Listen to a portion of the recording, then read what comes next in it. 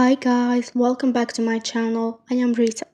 Today's case isn't only about mystery and investigation, but also about betrayal and sadness. It is the solved case of Skylar Neese. Follow me until the end to know what happened.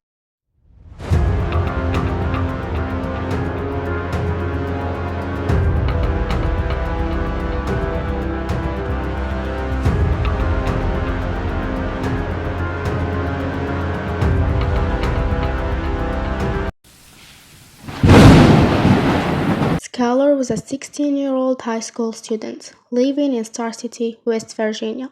She was the only child of her parents, David and Mary, and was very spoiled. Despite this, she was successful in school, always among the top students. She had a close childhood friend named Morgan, but when they turned 16, Skylar met a new girl named Shelia. Like Skylar, Shelia was also an only child and spoiled. They became very close, and Skylar started distancing herself from Morgan. Still, Morgan continued to say they were best friends, like sisters. In the same year that Skylar met Shelia, a new girl transferred to their school named Rachel. Soon, three of them became inseparable friends. However, there were rumors about them at school because they often skipped classes, drunk, and hung out with boys. They would also post their photos and video on social media, especially Twitter. Skylar worked part-time at Wendy's and was very responsible. She never missed a shift. This is important. It is unclear if her two friends had jobs as well. On July 6, 2012, Skylar returned home from work, talked to her parents, and then told them she was going to her room to sleep. They didn't know it would be the last time they saw her. Since it was late, her parents also went to bed. Next morning, they left for work early without seeing her, as they didn't want to wake her up. At lunchtime, her father came back home to give her his car, as he usually lent it to her to get to work. He knocked on her bedroom door, but she didn't answer. At first, he wasn't too worried, thinking maybe a friend had picked her up for work. But when he called her phone and she didn't answer, which was unusual, he grew concerned. He then used a wire hanger to open her locked bedroom door. Inside, he discovered that Skylar wasn't there. Her bed was neatly made, which was unusual for her, so he realized she hadn't slept there the previous night. When his wife came home, he told her what happened, but she tried to calm him down, suggesting maybe Skylar stayed over at a friend's house and didn't tell them because they wouldn't have allowed it.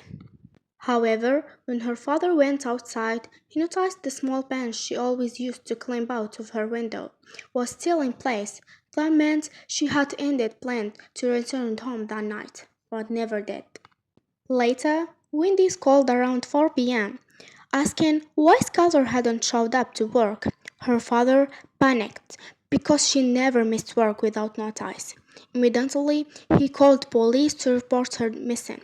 The police searched her room but found that she had left all her important things: her phone charger, her toothbrush, and most importantly, her contact license.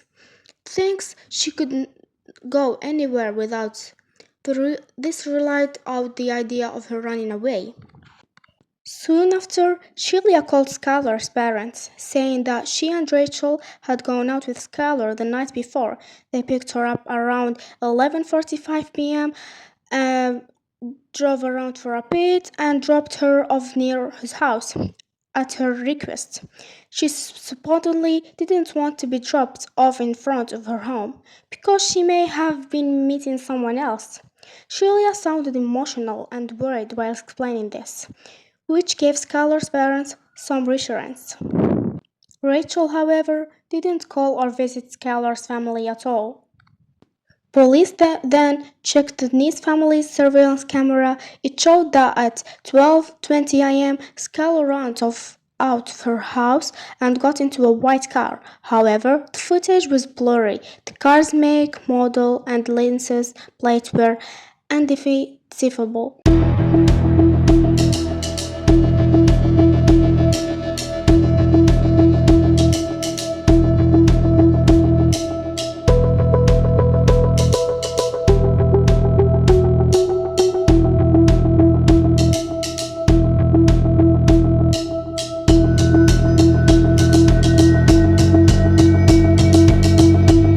When the police asked Celia if she was her car, she denied it, suggesting maybe Skylar had a secret boyfriend she didn't want them to know about. That's why she asked to be dropped off at the corner of the street. Since the footage showed Skylar randomly getting into the car, the police said that they couldn't issue an Amber Alert. Although she was underage, the law stated that if a minor left randomly, it didn't qualify.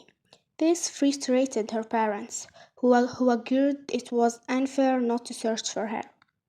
Meanwhile, Sheila kept visiting Skylar's family, comforting them, even crying in Skylar's room, saying she missed her. Rachel, on the other hand, went on a church trip because she was too emotionally overwhelmed. On July 11, 2012, someone reported seeing Skylar and Rachel in North Carolina, but when the police investigated, it turned out to be other runway teens, not them. Skylar's parents pushed to have her disappearance classified as official, as they were convinced she hadn't run away. When Rachel returned from her trip, police interrogated her. Unlike Sheila, who gave calm and consistent answers, Rachel seemed nervous and kept changing her story. This raised suspicion. Police asked both girls separately to retrace the route of the night they claimed to have dropped Skylar off. Sheila drove them around and showed the supposed spot, but when Rachel was asked to do the same, she took them to a completely different place. When confronted, she claimed she was high that night and couldn't remember correctly. This deepened suspicion, but police still didn't investigate further. They didn't even search Sheila's car for DNA evidence. Months passed without progress. Meanwhile, Rachel's mental and emotional state deteriorated. She became violent and unstable, unlike her usual self. Her family admitted her to a psychiatric hospital. After 6 days, she was released with medication. Immediately after being discharged, Rachel went straight to the police. Over and over, she repeated only one phrase: "We stabbed her, we stabbed her." She then confused everything. Rachel explained that she and Sheila had planned the murder at school that very day. They prepared their car with knives, cleaning supplies, digging tools, and spare clothes. They picked Skylar up as planned, then laid stopped the car. Climbing, they wanted to get high. Once outside, they attacked her with knives. At one point, Skylar managed to escape and even stabbed Rachel in the leg while fighting back, but she was eventually cornered. Sheila then delivered around 50 stab wounds, killing her. Yeah, 50 stab.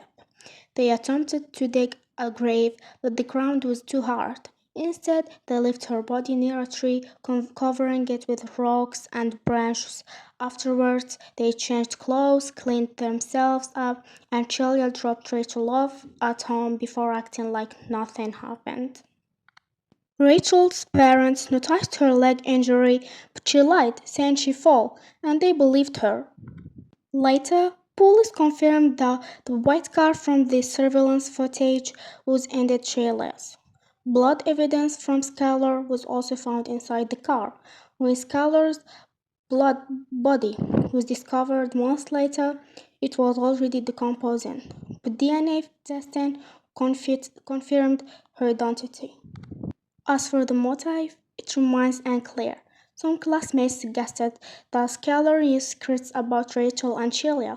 Rumors claimed they were romantically involved and feared Skylar would expose them. Supporting this theory, Skylar had tweeted just days before her disappearance that she knew many secrets and could drain people's lives if she revealed them. When asked why they killed her, Rachel coldly said, "We didn't like her anymore." Skylar's father later commented, "If you don't like someone anymore, you just stopped being friends. You don't kill them."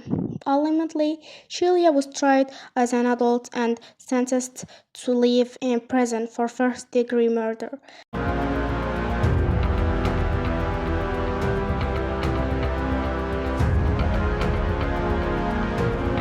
Rachel, because she confused and led police to the body, received a 30-year sentence. Both remained in prison today. After Skylar's case, her parents punched the state to change the Amber Alert law. So that any underage person who goes missing without explanation would automatically trigger a search. This was the tragic case of Skylar Neese, showing us that trust isn't for everyone, because envy and jealousy can destroy even the strongest bonds. That's the whole story for today. If you enjoyed the video, don't forget to subscribe and like for more updates. This was Rita. See you soon.